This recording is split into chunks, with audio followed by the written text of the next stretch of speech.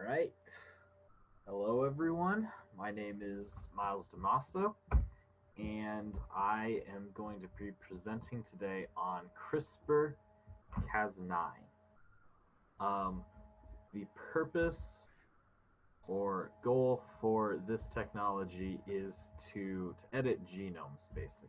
I'm going to be focusing on the human aspect of this, and there's at least one other person talking about some other aspects of CRISPR, but I'm going to be focusing on the human genomes.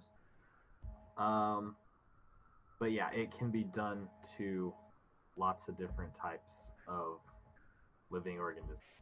According to Live Science, CRISPR allows researchers to easily alter DNA sequences and to modify gene function. Who developed it and where? It's pretty widely accepted that Jennifer Doudna, who is a biochemist at the University of California, Berkeley, and her collaborator, Emmanuel Charpenter of the Helmholtz Center for Infection Research in Germany. They were the two people that were first able to use this to edit genomes. It is interesting when I was researching who developed this and where. There was a group at Harvard at the Broad Institute that actually they were working on like this exact thing pretty much at very similar times. When we get to the when was this discovered, implemented? January 2013 was when Doudna's team was able to successfully cut out a particular piece of DNA in human cells and replace it with another one using CRISPR-Cas9. The Harvard team actually did a similar thing that very same month. So it was very close. It's kind of disputed who actually, who actually discovered it and all that. But Doudna and Carpenter are the two people that are usually said to have discovered it. All that information was from Quantum Magazine, by the way. All right, the science behind this technology. I got all of this information from the Nature Protocol Journal and Stanford Medicine. So CRISPR is a repeating segment of DNA found in many microbials. These segments were short, and they were also similar, spelled forwards and backwards. They were palindromes. So this pattern was named clustered regularly interspaced short palindromic repeats, or CRISPR.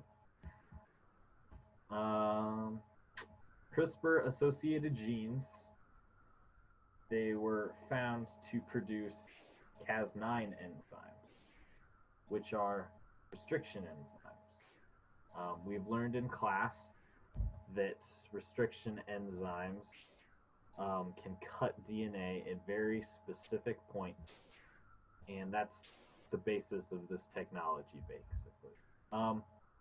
The CRISPR is the segment of DNA. It was actually first discovered in bacteria in the 1980s, and it was found to produce Cas9 a little later, and then obviously in 2013 we were finally able to use the Cas9 that was created from the CRISPR genes and use it to alter human genes.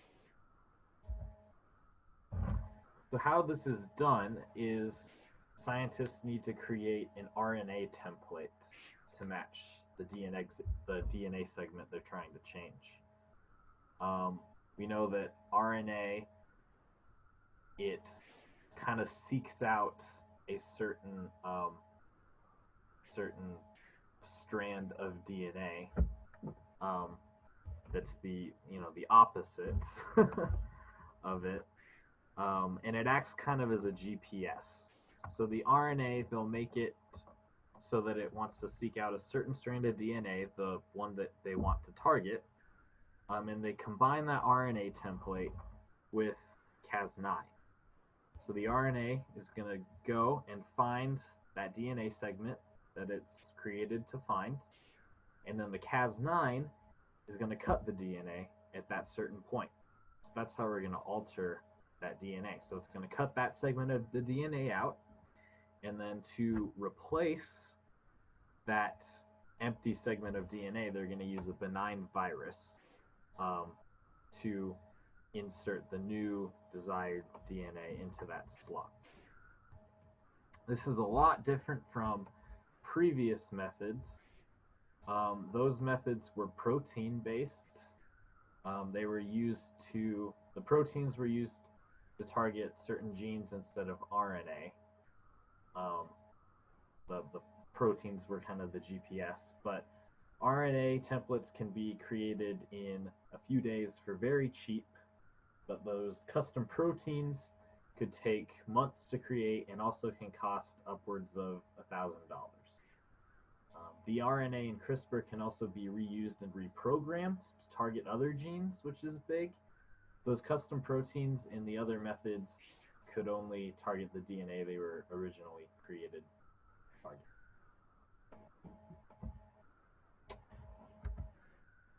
So, pros and cons of this technology. Again, I am going after the human end of this.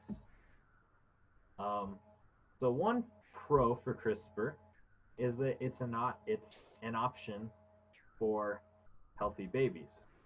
If you know your baby is going to have a genetic disorder, you could use CRISPR to go in and alter those genes, and the baby could be born then without that genetic disorder, which would be that's a pro.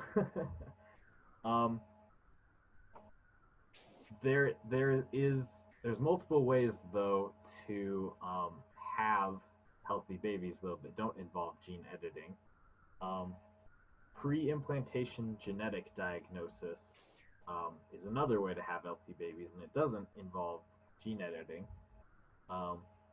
This method involves fertilizing multiple eggs, basically, and then having them grow a little bit outside of the mom, and then they'll check back, see which embryo is the most healthy, the one without any genetic disorders, and then they'll put that one into the mother, and yeah, it'll just be a normal pregnancy at that point. Some problems with this though are that some pro-lifers, they're not a huge fan of this because it involves fertilizing eggs and then just letting them die basically. So those people might be more likely to support CRISPR because it's taking just one embryo and changing the genes, and it lives all the way through. The other aspect that I was really interested in for CRISPR was the designer babies. The designer babies aspect. A 2014 article in Cell Science Journal reported that embryo manipulation would become necessary when CRISPR was refined. In 2018, 4 years later, this came closer to reality. NPR reported that Chinese twins were born after receiving HIV resistance as embryos using CRISPR, even though they didn't have HIV or a reasonable imminent threat of getting it, although their father did have HIV. So the question really became, is it unethical to give resistance to something as opposed to just correcting an existing problem? You know, I think a lot of people wouldn't have an issue with using CRISPR to correct Huntington's disease, for example, something that you're born with and that is going to be lethal. But then, is it different with these twins? They didn't have HIV, and yet they were genetically altered to be more resistant to HIV.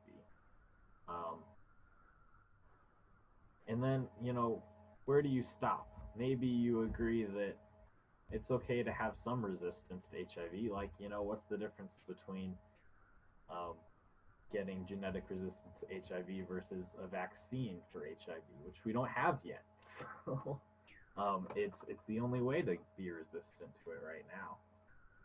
But is it ethical to alter genes to make people taller or stronger or smarter? I mean, there's a lot of questions. Like, where do you stop?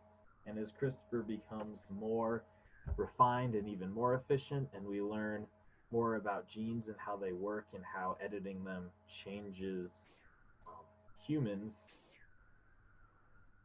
we're going to have a lot of tough questions for what is okay for us to change and what isn't.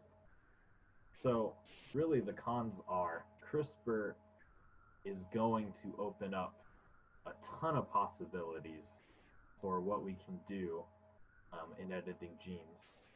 And the problem is just answering the question, where do we stop? And then there am I, we're excited. All right. Thank you guys for watching. Hopefully this was a clear presentation.